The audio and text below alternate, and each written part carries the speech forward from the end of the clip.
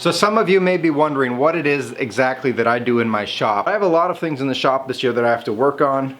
Some of them are for customers, and then some of them are just stuff that I need to do in my shop to be more efficient. And some of these things are just products that I want to try to experiment with and make. And so you'll get to see some of these things. But one other thing that you need to know about me and my channel here, it's literally just me and a camera sitting here and showing you things. And hopefully you'll benefit from some of those years of experience that I've had if you're new to woodworking, or if you've been even woodworking for a while. Occasionally you might learn something that you haven't seen in the past. So there's a lot of things that are happening in the shop right now in 2021, and some things that I would like to get done in the next few weeks, in the next few months. And so let me walk you around the shop and show you some of the things that I'm thinking about, and some of the things that I'm currently working on. So here's one of the big projects I'm working on, and this is a big red oak table. And as you can see, there's two parts to this. It's about 8 foot long, going to be 4 feet wide. It started out 3-inch. By the time I got all of the warp and twist and bow out of it, it came down to be about 2 1/4. So it's going to be somewhere close to that for its finished product. And it's got some knots in it. I got to fill some of these knots that are in the top of the table. But this project has been sitting around for quite a while. And there will be some kind of a final video when this is finally assembled. And this is one of the projects that is going on right now. And this project has taken some time to get to as a result of many factors. But it's finally going to be finished up here in the next couple weeks. And so I'm looking forward to that. That's one of the projects I have going on. And here's another one. So these are all a bunch of wood cookies. These are all about 20 to 24 inches wide. All of these front ones are cherry, and then I've got all of these back ones are from an elm. And most of these have been sitting and drying for about 4 or 5 years.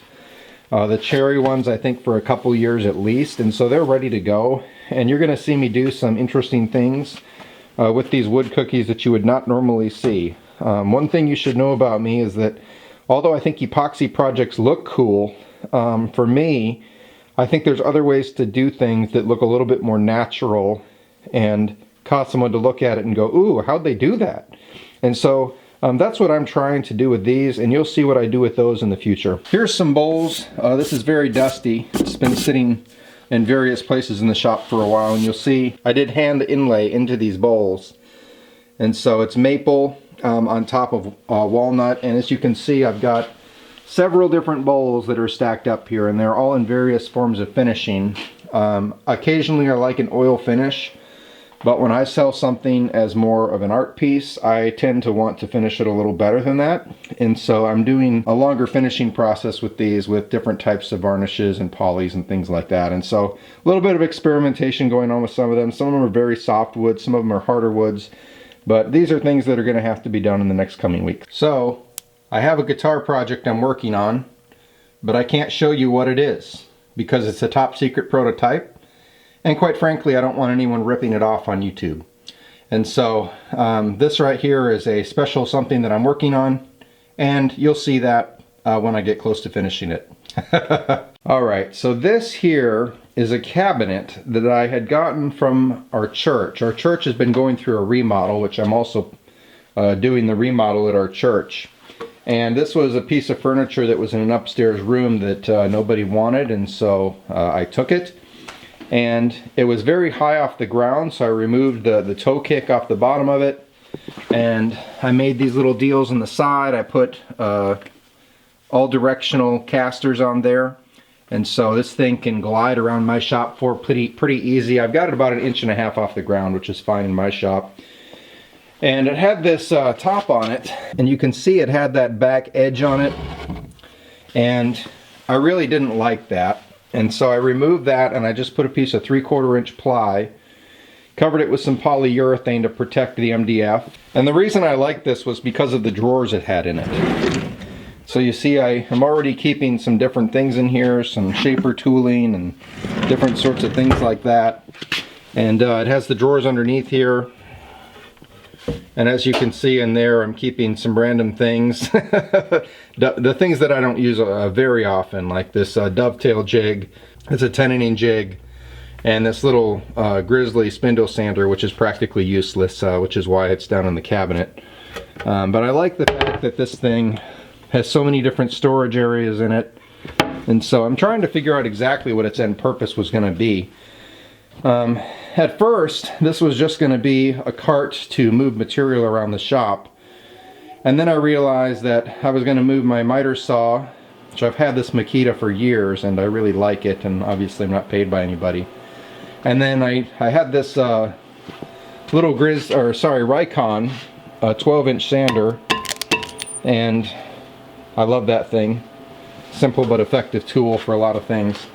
And so I've kind of put my tools on it for now. I'm not sure that'll be the end purpose of this cabinet. But yeah, there you can kind of see the whole thing. And it does take up a bit of space, but it's movable, and that's what I like about it.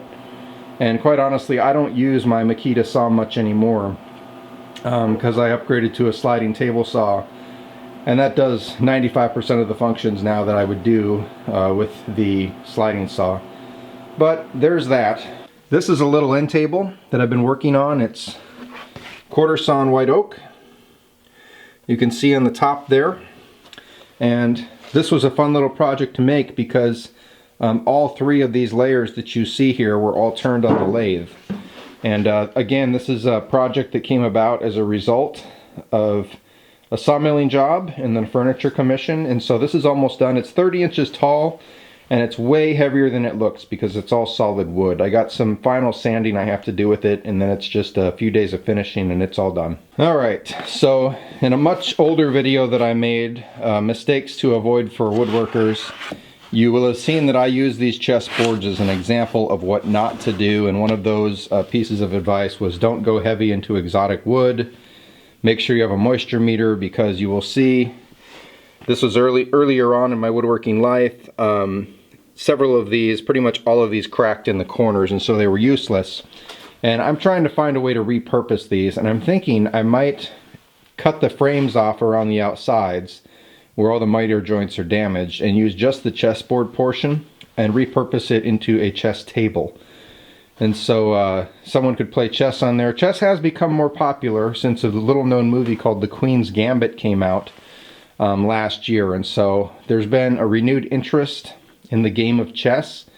And I don't know, perhaps somebody would want to buy one of these. Some of these are exotic woods, bubingo, wangi. Some of them are domestic. I have some walnut and cherry, and one of those is a red oak and just plain maple. And so who knows, maybe someone will want one of those, but that's kind of on the back burner right now. I don't see me getting to that too soon because I got so many other projects to do. So this is a TV, which is kind of ironic. You're watching YouTube and I'm showing you a picture of a TV. But I was gifted this TV. I got it for free. My folks were having a cleaning out of their house type of thing, and it was too old for them. It's still an HD TV, but it's not a smart TV, you know, so I'm a simple man. I was happy to have this TV, and I need to find a place in my shop where I can mount it and use it. So my wife is, believe it or not a huge fan of me having this TV in my shop. She thinks that I'm trying to create a man cave out here, and I'm not. I don't think I am anyhow, but I need to find a place where I can mount this in the shop because it is helpful, you know, if you're repairing a car or working on something, or especially in scenarios where if I wanted to start teaching in this shop, I could pull up some of my old videos, I could pull up other people's videos and show examples of different things. And so I think that this could be helpful, but we'll find out in the future. You may see that in future videos up in the shop wall somewhere, and you'll kind of know how that appeared if you watch this video. So on top of some of these little pet projects I have going on, I have other furniture customer projects that are coming down the pipe.